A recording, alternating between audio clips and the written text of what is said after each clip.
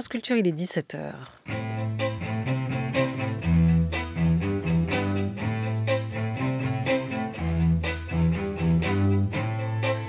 Tester et améliorer son orthographe sans être noté, réviser ses classiques tout en s'amusant. Nous vous proposons avec Rachid Santaki une dictée et sa correction à faire seul ou en famille, en compagnie aujourd'hui, ça c'est sûr, du romancier Sylvain Pathieu. Une dictée à suivre maintenant sur l'antenne de France Culture, en vidéo sur le Facebook de la chaîne et à retrouver plus tard, si vous le souhaitez, sur le fil de vos podcasts.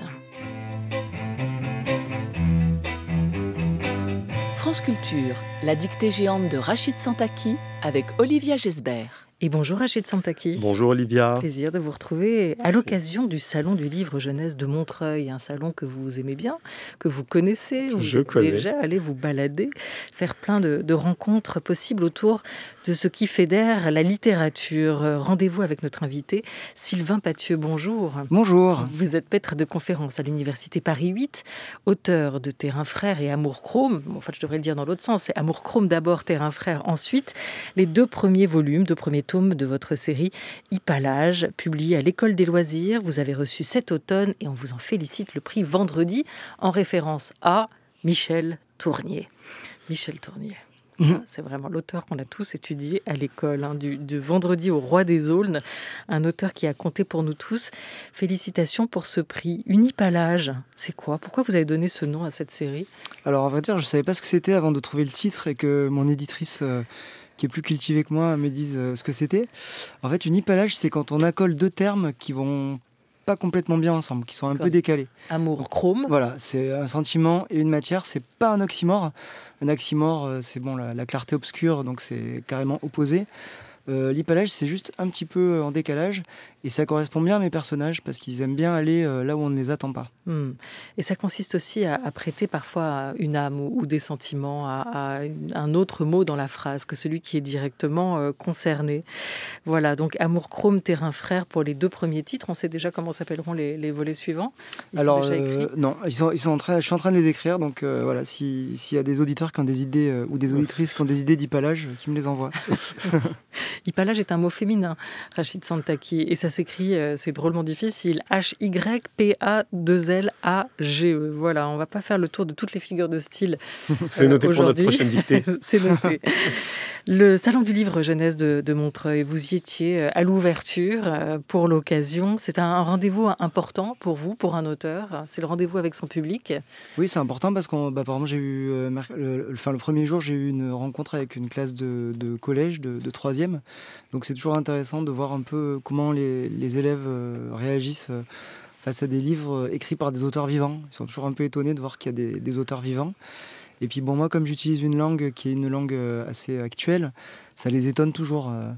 Il y en a une, alors pas au Salon du Livre, mais la semaine d'avant, j'étais dans le Jura, et il y a une élève qui m'a dit « Mais monsieur, ça se dit, mais ça s'écrit pas ce que vous mettez dans vos livres. » Un grand classique. Donc c'est intéressant, parce qu'on leur dit qu'on peut faire de la littérature avec toutes les langues, y compris avec la langue populaire, avec la langue des jeunes, et que c'est aussi quelque chose qui permet à la langue d'évoluer, de l'enrichir. Et que voilà, on peut faire des romans avec du langage soutenu, mais aussi avec de la langue populaire. Parce qu'on apprend aussi aux élèves, et aux plus jeunes en tout cas, à bien distinguer la langue de la rue, de la langue qu'on vous enseigne et qu'on apprend à l'école, le bon français, comme on dit. Est-ce que vous pouvez nous lire le début, jusqu'au mot gueule peut-être, de Amour Chrome, pour donner un exemple de ce style, de cette oralité que vous avez intégrée à votre écriture? Avant la sortie, le bruit a couru. Et quand les grilles s'ouvrent, tout le monde y va, sauf les bolosses. Personne ne se presse pour ne pas attirer l'attention, mais chacun marche déterminé, par groupe de 2 ou 3. Les garçons et les filles rigolent et font les bonhommes. Elle va la défoncer. Bélec, moi je suis sûr, elle sait se défendre, l'autre. Mon frère, elle va la choper comme as, c'est fini pour elle. Elle va appeler « Yéma, Yéma !» et l'autre, elle lui dira « Ferme ta gueule !» Ça commence comme ça, cet Amour Chrome. Et c'est ce roman aussi avec lequel vous avez obtenu le prix Vendredi, Sylvain Pathieu, cet automne. Et une fois encore, ce n'est que justice pour cette littérature qui s'est aussi intégrée à la fois des codes différents, un langage qui a toute sa raison d'être et sa place dans nos vies. Alors au début, ils sont surpris, vous dites, les jeunes que vous rencontrez, votre public de lecteurs, et ensuite Ensuite, ils sont plutôt séduits parce que quand même... moi, j'essaie de mettre du rythme dans mes textes. Et puis, je pense que la littérature jeunesse, elle doit être écrite avec le même souci d'exigence que la littérature adulte. Et je pense que les livres jeunesse peuvent être lus par des adultes et vice-versa, heureusement. Mais c'est une littérature qui s'adresse à ces jeunes. Donc voilà, c'est aussi une question d'emballage un petit peu. C'est-à-dire qu'on va parler de sujets qui les concernent. On va parler de personnages qui ont à peu près leur âge. Et donc moi, le choix que je fais dans cette série, c'est de suivre un groupe de personnages pendant 4 ans. Ça commence quand ils sont en 3e. Et chaque année, c'est un tome. Et chaque tome prend pour personnage principal un des membres du groupe. Et donc le premier, c'est Mohamed Ali, qui est un bon élève, plutôt populaire dans son collège, mais qui a 2 secrets. Il se cache la nuit pour aller taguer. Et il est amoureux d'une jeune fille de sa classe qui s'appelle Aimée, et qui, elle, est intéressée surtout par le football. Donc voilà, c'est... Bon, je suis assez content en fait qu'un livre dont le personnage principal s'appelle Mohamed Ali ait eu un prix, parce qu'en ce moment, il y a beaucoup de stéréotypes sur le 93, beaucoup de clichés. Il y a certaines personnes qui aimeraient que les enfants ne s'appellent plus avec des prénoms comme ça. Donc voilà, je me dis, au moins là, c'est une manière de contrebalancer un petit peu ce discours. Et puis, je me dis que ce livre il peut être lu aussi par des jeunes de toute la France, même par des adultes. Et j'aimerais aussi qu'il donne envie à des jeunes d'écrire eux-mêmes. C'est-à-dire qu'ils se disent, voilà, on n'est pas obligé d'écrire avec un langage soutenu. Ils savent l'utiliser, ce langage, parce que quand ils parlent à leur prof ou quand ils parlent à un écrivain, quand je les rencontre, ils ne parlent pas pareil qu'entre amis. Mais en tout cas, qu'ils se disent... que c'est une langue qui est tout aussi légitime que la langue bourgeoise pour être dans les livres. On n'a pas besoin d'être agrégé de lettres pour écrire. Au contraire, qu'est-ce que la langue, qu'est-ce qu'elle doit exprimer pour vous ? Je pense qu'elle doit exprimer avant tout un besoin. Il faut avoir besoin pour écrire. Il faut que ça vienne des tripes. Et puis après, il faut du rythme. Moi, quand j'écris, c'est une jubilation en fait. Je m'amuse, ça me plaît. Donc, il faut qu'il y ait cette dimension de jeu, il faut ce rythme. Et ça, je pense qu'en effet, il n'y a pas forcément besoin d'avoir des diplômes pour le faire. Il y a des gens qui arrivent à le faire sans diplôme et des gens qui ont des diplômes qui font des livres très plats. Donc, voilà, Mais par contre, je pense qu'il faudrait arriver à développer aussi le fait d'écrire comme un plaisir. Oui. Souvent, on écrit comme un exercice. Et il faudrait le faire vraiment comme un plaisir. Et peut-être un des meilleurs moyens pour donner envie d'écrire, c'est de faire lire. Parce que moi, je sais que c'est ça qui me donne envie d'écrire. Comme quand je vois un bon match de foot, j'ai envie d'aller jouer au foot. Oui. Et c'est pareil pour l'écriture. Quand on lit des bons livres, ça donne envie d'écrire. Et puis moi, c'est aussi peut-être le seul moyen artistique que j'ai à ma disposition, puisque je ne sais pas chanter, je ne sais pas danser, je ne sais pas peindre, je ne sais pas dessiner. Donc... je sais un peu écrire, en tout cas j'essaye. Voilà, jouer juste à travers l'écriture. Rachid Santaki. Ça rejoint complètement cette idée sur au sujet de la dictée, c'est la même chose. L'orthographe, c'est un enjeu qui nous suit toute notre vie, enfant dans l'apprentissage, plus tard pour accéder aussi à l'emploi et après aussi dans le lien social. Et c'est vrai que la dictée, il faut l'amener par le plaisir. C'est comme l'écriture, c'est la même chose en fait. On ne doit pas le subir, on doit l'accepter et trouver justement l'angle où ça devient un jeu. C'est ludique, c'est exactement le même rapport qu'à l'écriture, effectivement. Et d'ailleurs, j'ai l'impression qu'aujourd'hui, les professeurs des écoles, ils n'enseignent pas la dictée comme avant. Non. Parce que je vois mon fils, il est en CM1, et il a une dictée, il la prépare sur 3 semaines. Oui. C'est-à-dire que chaque semaine, il apprend des mots, il apprend des phrases, oui. Et au bout de 3 semaines... Voilà, c'est pas un piège, c'est quelque chose. Oui, on les prévient. Moi, je me rappelle quand j'étais petit, j'étais stressé avant les dictées. Surprise, la dictée surprise. Même si j'avais droit à un petit cactus quand j'avais 10 sur 10. Ah, oui. C'était le petit cadeau de mes parents, voilà. Pas mal. Aussi une collection de cactus. Voilà, j'aimais bien les cactus à l'époque. Bon. Voilà, oui. Comment encourager ses enfants à la dictée, les abonner en cas de succès à une collection, que ce soit les timbres ou les cactus, mais c'est l'idée du bon point de la carte qui fait plaisir. Pour qui vous écrivez, vous, Sylvain Pathieu ? Moi, j'essaie d'écrire pour le plus grand nombre. J'ai envie que tout le monde puisse me lire et qu'il puisse y avoir plusieurs niveaux de lecture. C'est-à-dire que, bien sûr, y a des personnes qui vont voir certaines choses dont je parle, qui vont tout de suite voir à quoi ça fait référence. Et ça peut être des jeunes ou des vieux, d'ailleurs, parce qu'il y a certains des mots que j'utilise là dans cette littérature jeunesse qui sont des mots des jeunes. Peut-être que certaines personnes plus âgées peuvent être un peu décontenancé, voilà, Oui. surpris. Mais l'idée, c'est que ça n'empêche pas d'avancer dans la lecture. On peut toujours les chercher, les mots, on peut toujours les comprendre à partir du contexte. Et essayer de faire en sorte de ne pas faire une littérature qui exclut d'emblée, quoi, qui nécessite des références pour comprendre et tout ça. Donc voilà, moi j'ai envie d'écrire pour que des gens qui aiment la lecture me lisent, mais aussi des gens pour qui c'est plus difficile. Et là, j'ai reçu, par exemple, pour Amour Chrome, j'ai reçu une très belle lettre d'une élève d'un lycée de Tremblay en France. J'étais allé les rencontrer parce qu'avec la région, il y a des leçons de littérature qui sont données dans les lycées. Donc ça fait un peu solennel comme ça, mais j'étais allé faire ma leçon de littérature et une élève qui m'a écrit en me disant moi, normalement, j'aime pas trop lire, mais en lisant votre livre, ça m'a plu et ça m'a donné envie de lire d'autres livres. Donc j'étais très ému quand j'ai lu cette lettre. Et on imagine que vous, le virus, vous l'avez de l'écriture, vous l'avez aussi attrapé en lisant les livres des autres, non ? Oui, je l'ai attrapé en lisant les livres des autres, mais j'ai eu toute une période où je lisais plus en fait. Et je me suis, après le bac, j'ai fait des études littéraires qui m'ont passionné, mais qui m'ont un peu coupé le goût de la lecture pour le plaisir. Et j'ai repris quand j'avais 30 ans. C'est vrai que j'ai lu des écrivaines contemporaines comme Malice de Kerangal, Olivia Rosenthal, Alice Zeniter, Yakuta Likavazovic, Julia Karninon. Tout ça, c'est beaucoup des femmes d'ailleurs. Et Sylvain Prudhomme aussi, par exemple. Mais c'est des personnes qui m'ont vraiment donné envie d'écrire, en fait. Je lisais leurs livres et j'avais compris quelque chose, c'est que quand j'étais plus jeune, je m'intéressais surtout à la narration, à l'intrigue, à l'histoire. Et puis, quand j'ai fait mes études littéraires, j'ai compris qu'il y avait aussi la structuration, la langue qui était intéressante. Et finalement, il m'a fallu du temps pour que ça mature et pour que je comprenne que les trois aspects étaient intéressants, quoi. C'est génial d'entrer dans le processus littéraire, dans la fabrique de l'écriture d'un écrivain avec vous aujourd'hui, Sylvain Pathieu, pour cette dictée. Une dernière petite chose, nous, c'est le thème de la 37e édition cette année du Salon du Livre et de la Presse Jeunesse en Seine-Saint-Denis, de Montreuil, qui ont filé la métaphore footballistique, mais qui invite à penser et à jouer collectif pour 2 jours encore jusqu'au 6 décembre. La Seine-Saint-Denis, c'est un département souvent un peu maltraité dans les représentations, dans l'opinion, peut-être aussi en partie à cause des médias. Vous en avez fait, vous, un territoire littéraire ? J'y travaille depuis 20 ans, j'y habite depuis 5 ans, mes enfants, ils y grandissent. Donc, mes enfants, voilà, ça va être des enfants de la Seine-Saint-Denis. Et c'est vrai que c'est énervant quand on voit tous les clichés, quand on entend parler de grands remplacements, de territoires sauvages. Parce que quand on y vit, on sait bien que tout n'est pas rose, qu'il y a des problèmes sociaux qui sont très importants, les inégalités. Moi, je suis dans une ville où il y a 30% de la population en dessous du seuil de pauvreté. Mais il y a aussi une très grande richesse, une très grande diversité des populations, beaucoup de dynamisme, beaucoup d'énergie, beaucoup de jeunesse. C'est un département qui est jeune aussi, on ne le dit pas toujours.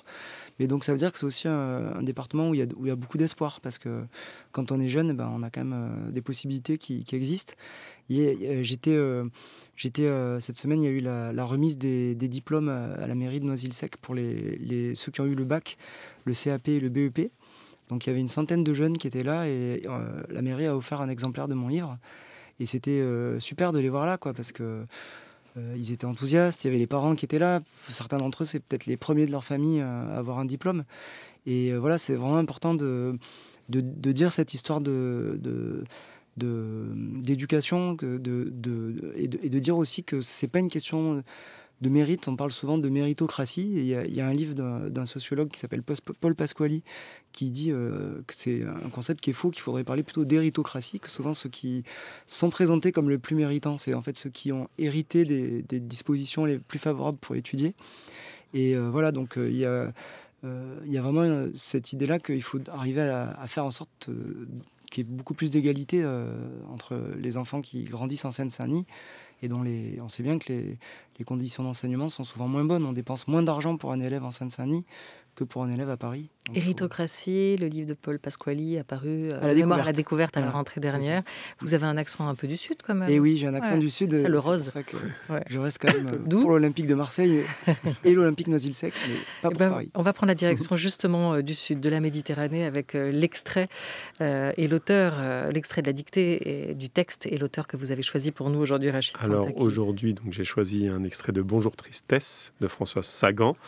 J'ai résumé résumé donc l'ouvrage. Cécile a 17 ans, elle vit une relation fusionnelle avec son père, un bon vivant imprévisible. Et cet été-là, ils sont tous les deux dans une villa louée par le père. Quand Anne, une amie de son père, les rejoint, elle devient une ombre pour les douces vacances de Cécile. La jeune fille qui, en parallèle, vit ses premiers émois sexuels avec Cyril, va devoir faire avec cet individu qu'elle voit comme une rivale. Voilà, on est au cœur de l'été et c'est là que le suspense arrive avec l'arrivée de cette femme un peu différente des autres aux yeux du père qui va troubler l'équilibre du duo père-fils. Françoise Sagan, vous aimez les écritures féminines, ça tombe bien, c'est parti. Première lecture, Rachid Santaki. J'ai intérêt à pas faire de fautes, sinon mes enfants vont me traquer. Et oui. Alors, la dictée n'est pas notée, on dédramatise. On y va. Donc, Bonjour Tristesse de Françoise Sagan. Après dîner, nous nous allongeâmes dans des fauteuils sur la terrasse comme tous les soirs. Le ciel... Non, c'est la première lecture. Ne vous inquiétez pas. Pardon, excusez-moi. Après dîner, nous nous allongeâmes dans des fauteuils sur la terrasse comme tous les soirs. Le ciel était éclaboussé d'étoiles. Je les regardais, espérant vaguement qu'elles seraient en avance et commenceraient à sillonner le ciel de leur chute. Fin de la dictée pour les écoliers. Mais nous n'étions qu'au début de juillet. Elles ne bougeaient pas. Dans les graviers de la terrasse, les cigales chantaient.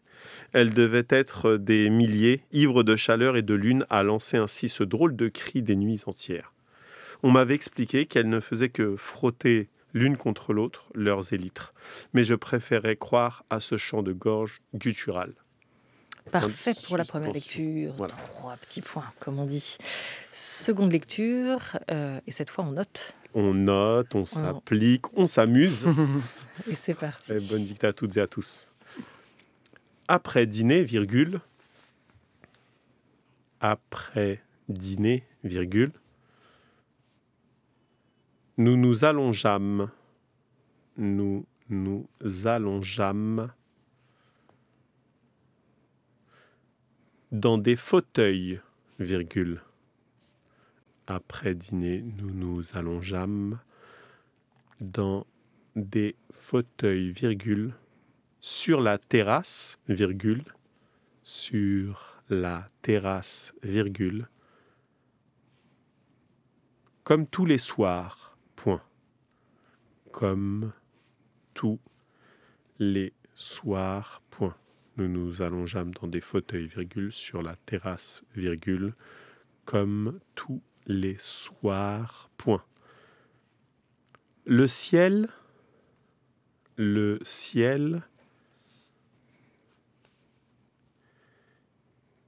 était éclaboussé. Le ciel était éclaboussé d'étoiles, point.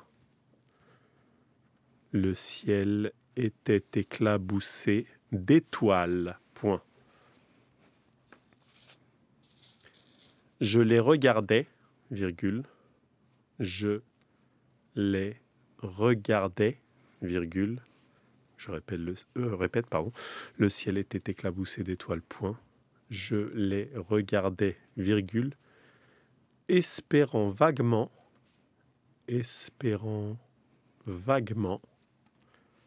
Je les regardais, virgule. Espérant vaguement qu'elle serait en avance. Qu'elle serait en avance. Je les regardais, virgule, espérant vaguement qu'elle serait en avance et commencerait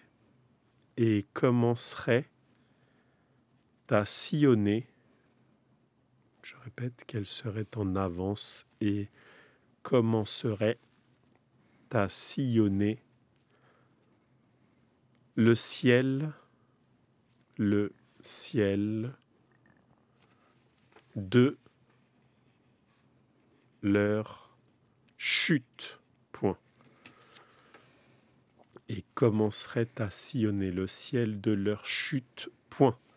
Fin de la dictée pour les écoliers. Mais nous n'étions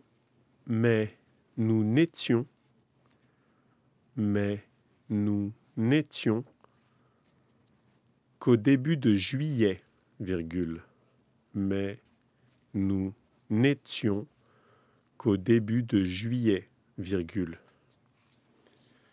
mais nous n'étions qu'au début de juillet, virgule. Elle ne bougeait pas, point. Elle ne bougeait pas, point. Mais nous n'étions qu'au début de juillet, virgule. Elle ne bougeait pas, point. Ça va au niveau de la lecture ? Très bien. Puis, Mais nous n'étions qu'au début de juillet, virgule. Elle ne bougeait pas, point. Dans les graviers de la terrasse, virgule. Dans les graviers de la terrasse, virgule. Dans les graviers de la terrasse, virgule. Les cigales chantaient, point.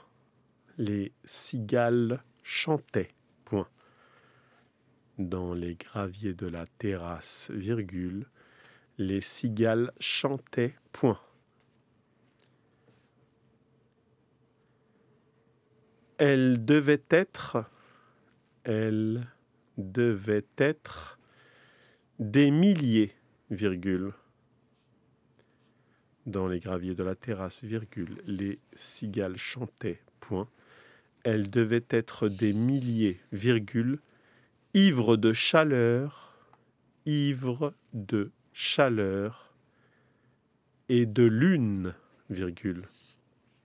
Elle devait être des milliers, virgule, ivres de chaleur et de lune, virgule, à lancer ainsi ce drôle de cri, à lancer ainsi ce drôle de cri, à lancer ainsi ce drôle de cri, des nuits entières, point. À lancer ainsi ce drôle de cri, des nuits entières, point. À lancer ainsi ce drôle de cri des nuits entières, point. On m'avait expliqué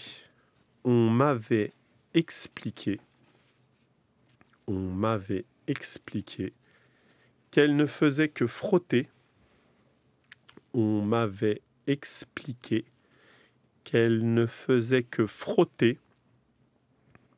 On m'avait expliqué qu'elle ne faisait que frotter l'une contre l'autre.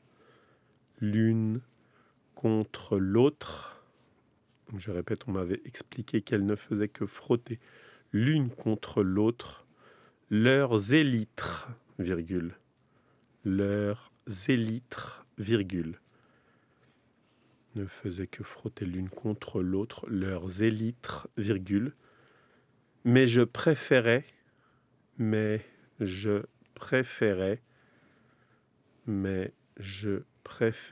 croire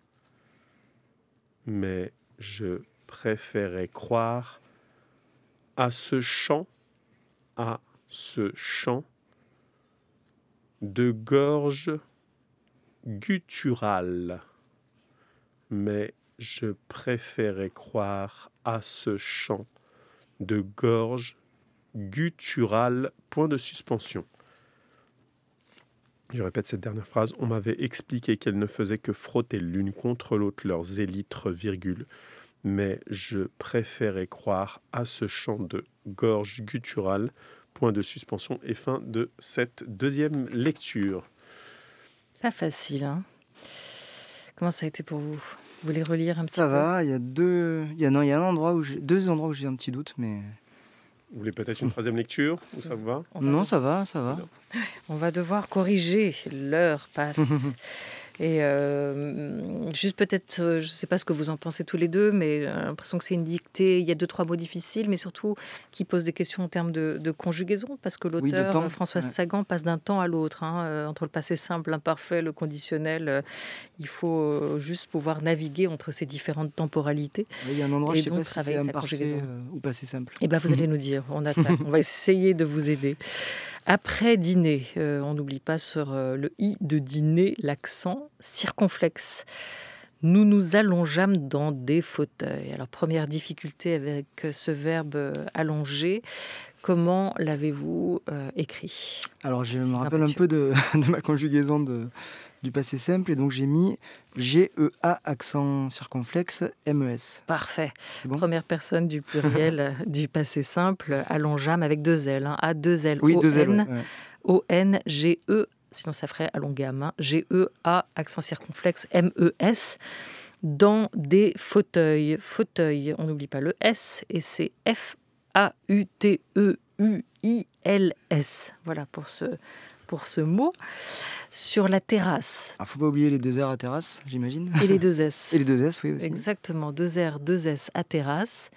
Comme tous les soirs, on met bien un S à soir. Ils sont au pluriel T-O-U-S, plus loin L-E-S, plus loin S-O-I-R-S. Le ciel était éclaboussé d'étoiles. Éclaboussé, pas de difficulté sur la fin, s'accorde avec l'auxiliaire être au sujet qui est le ciel, donc et au masculin. Et C-L-A-B-O-U-2-S-E. D'étoiles, on n'oublie pas le S à étoile, parce que là, pour le coup, il n'y a pas de doute, il y en a plusieurs. Hein, puisque- Et là, il y a ma grosse hésitation. C'était quoi? Je l'ai regardé. Est-ce que c'est qu'elle les regardait? Est-ce que c'est dans la durée? Et est-ce que c'est l'imparfait? Ou est-ce que c'est elle les regardait d'un Avec un coup passé et simple. le passé simple? Donc moi, j'ai Ouais. mis l'imparfait en me disant que Exactement. ça durait. Bah, l'auteur aussi, Françoise Sagan, les Ah. regardait à Merci, l'imparfait. Je l'ai regardé, ces étoiles, R-E-G-A-R-D-A-I-S, espérant vaguement qu'elle serait en avance. Alors, espérant A-N-T, on n'oublie pas l'accent sur le deuxième E, l'accent aigu, vaguement qu'elle... je me suis trompée? Non, c'est ça. non, C'est ça, je suis en confusion avec les accents. Vaguement, qu'elle, au pluriel, ce sont les étoiles, hein, qu'elle serait en avance. Donc on accorde bien à la troisième personne du pluriel l'auxiliaire être, qui cette fois passe au conditionnel présent. C'est bien ça? Vous êtes d'accord, Sylvain Oui, Pétieux? d'accord, ouais. Ainsi que le commencerait qui arrive derrière. Hein. Donc le conditionnel présent, c'est l'infinitif, et puis après les terminaisons de l'imparfait, pour faire court. Donc serait, S-E-R-A-I-E-N-T, en avance. Commencerait, C-O-2-M-E-N, C-E-R-A-I-E-N-T, une fois de plus. Ouais, ça, c'est bon. À sillonner, 2 L, 2 N, Mhm. un infinitif, le ciel de leur chute. J'ai mis au singulier. L'auteur aussi. Ouais, exactement, de leur chute sans S. Peut-être c'est l'action, le mouvement qui est décrit là tout particulièrement, en général. Mais nous n'étions qu'au début de juillet. Bon, je ne pense pas de difficulté particulière ici. Le mois de juillet peut-être, J-U-I-2-L-E-T. Elle ne bougeait pas, comme vous l'écrivez, Sylvain Pétieux. Bah, B-O-U-G-E-A-I-E-N-T. Il ne faut Exactement. pas oublier le E, quoi. Ouais. Sinon, ça fait bouguer. Voilà. On n'oublie pas de rajouter la voyelle entre les deux consonnes. A-I-E-N-T, donc là on est à l'imparfait, hein, ou à la troisième personne du pluriel. Ouais. Dans les graviers, gravier peut-être une hésitation pour certains sur l'orthographe de ce mot. Gravier. G-R-A-V-I-E-R avec oui. S. Parce que Oui, c'est là, au pluriel. c'est pluriel, effectivement. Terrasse, 2 R, 2 S. Les cigales chantaient, A-I-E-N-T. Ça c'est bien, c'est les bruits de mon enfance. Et cigales, C-I-G-A-L-E-S. Alors attention, maintenant, elles sont le moteur de l'action, elles sont le sujet des verbes à venir. Elles devaient être des milliers. On n'oublie pas donc le S-A-L et A-I-E-N-T pour le verbe devoir derrière, hein, à l'imparfait. Elles devaient être des milliers. Milliers, invariable pour vous ou s'accorde au pluriel? Non, ça s'accorde, il faut un S. Exactement, contrairement à 1000 qui ne prend jamais de S. Des milliers, on peut les multiplier. Ivre avec un S également, de chaleur et de lune. Chaleur au singulier, de lune aussi. À lancer, E, R, infinitif, et donc le A avec un accent. Un accent, ouais. Grave, ouais. Voilà, c'est pas un passé composé cette fois. Elles devaient être des milliers. À lancer ainsi ce drôle de cri, hein, à vendre, donc on pense bien à l'infinitif, à lancer ainsi ce démonstratif, CE, drôle, on n'oublie pas le chapeau, l'accent circonflexe sur le O, de cri, Alors, singulier. ouais, c'est au singulier. A lancé ce drôle de cri si particulier, caractéristique des cigales. Au singulier, effectivement, des nuits entières. Vous avez fait la liaison Rachid Santaki. Et effectivement, on n'oublie pas le S à nuit et on n'oublie pas le S à entière. On m'avait expliqué qu'elles ne faisaient que frotter l'une contre l'autre. Alors, expliquer et à la fin, Oui, parce qu'avec le verbe avoir. auxiliaire avoir, et un COI avant. Elles avaient Oui. expliqué acquis. C'est pas le fameux COD qui parfois, l'auteur étant Quand il est féminine, avant le Ouais. verbe avoir. on aurait pu effectivement accorder. Mais là, c'est un complément d'objet indirect. Ce M apostrophe avait expliqué qu'elle, au pluriel, ne faisait AIENT que frotter ER, pas d'accent circonflexe. On aurait pu frôler. Et de Penser T. à ça, mais frotter, pas d'accent circonflexe, et de T en revanche, FRO-2-TER, l'une contre l'autre, leurs élytres. Alors là, c'était un mot difficile. Moi, Moi, je je ne l'ai le connaissais pas, j'avoue. ELYTRES. Parfait. bien. C'est ça? Vos enfants sont Ouais. fiers de vous. Ça va. Et mon père devra m'offrir un cactus. Avec un pluriel à l'heure et à élytres également. Et LYTRES, mais je préférais PRE accent aigu, FE accent aigu, RAIS. Là encore, on retrouve l'imparfait de vos débuts. Sylvain Pathieu, je Ouais. préférais croire à ce démonstratif CE, chant de gorge guttural. Guttural, peut-être allez-vous trébucher sur le Alors, guttural. j'ai mis 2 T. Ah, Oui, bravo. C'est ça? ouais. bravo. Allez-y en entier. GUTTURAL. Bon, bah voilà. Vous étiez Bravo. fort en latin parce qu'il semblerait que ce soit un dérivé savant du latin classique selon le Centre national de Cultural. ressources textuelles et lexicales. Goutour, gosier en latin. Ben, je savais même pas. Mais bon. Voilà effectivement pour ce son qui nous vient du fond de la gorge. Zéro faute, gutturale. Oui, zéro Zéro faute. ouais. faute. Ah Bon, bah. ça va, Oh vous là avez là. représenté la Seine-Saint-Denis. Voilà, ouais. Et puis, bon, moi, je sais pas si je pourrais faire des dictées avec mon accent parce que ça pourrait induire les personnes qui essayent d'écrire en erreur sur certains mots parce que quand je dis rose, par exemple, Bah, on Ah, le fera. parfois, Allez. j'ai eu des messages d'auditeurs et auditrices qui se plaignaient de mon accent. ah bon? Sur les AI, AIS, c'est pas évident sur les passés Ça, simples, les ou- imparfaits justement. Parfois, j'avale aussi les ouais. mots. Ouais. Donc, j'essaie d'articuler. Voilà. Oui. Bon, voilà, aujourd'hui, tout s'est très très bien passé et on a pu faire chanter à la fois le cri, le son des cigales et puis parler de la Seine-Saint-Denis où se déroule encore jusqu'au 6 décembre le Salon du Livre et de la Presse Jeunesse de Montreuil, parler de vous, de votre livre, de votre série d'ailleurs, saga, on peut même commencer à dire, Amour Chrome, prix vendredi. Vous venez de l'obtenir, Sylvain Pathieu, pour ce premier volet de votre quadralogie, c'est Voilà, ça c'est ça. À 4 venir. tomes, ouais. Et Terrain Frère, ce sera c'est le deuxième volume déjà paru aussi en attendant les 2 prochains. J'y arrive. Merci beaucoup à vous, Sylvain Merci. Pathieu. Merci. Rachid Merci à tous les Santaki. deux. Sylvain. Merci beaucoup à Corinne Amar qui a préparé cette émission et qui s'occupe aussi de nourrir de toutes ces références le site de la dictée sur franceculture.fr. Un grand merci à Midia Portis-Guérin pour sa réalisation. Merci aussi à Anthony Thomasson à la technique et à Dali Yaha à la vidéo. Très belle fin de journée à tous sur France Culture.